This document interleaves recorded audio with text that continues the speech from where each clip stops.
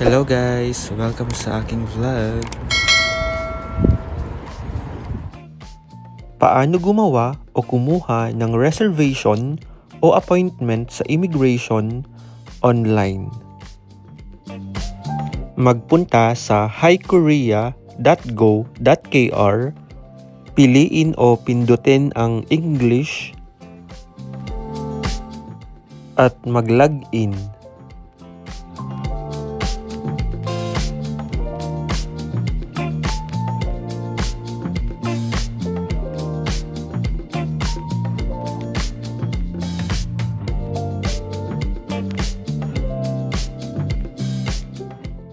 Pindutin ang apply under reserve visit.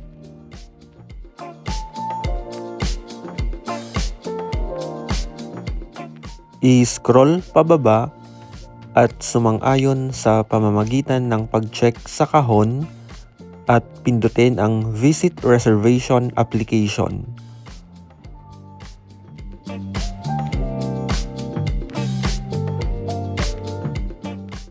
Sagutan ang mga kinakailangang impormasyon, piliin ang immigration office kung saan nasasakupan, at piliin o i-check ang visa extension.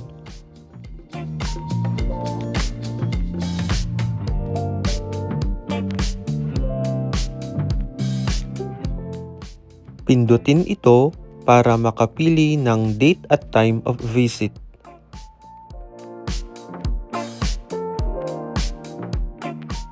Pindutin ang next at OK.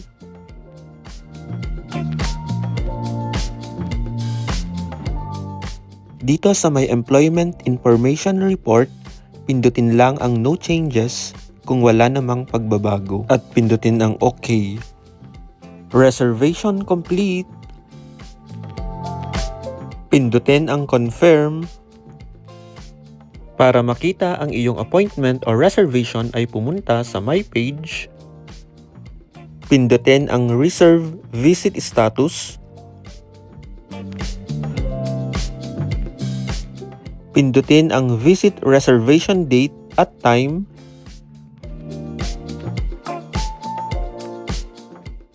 Pindutin ang Print.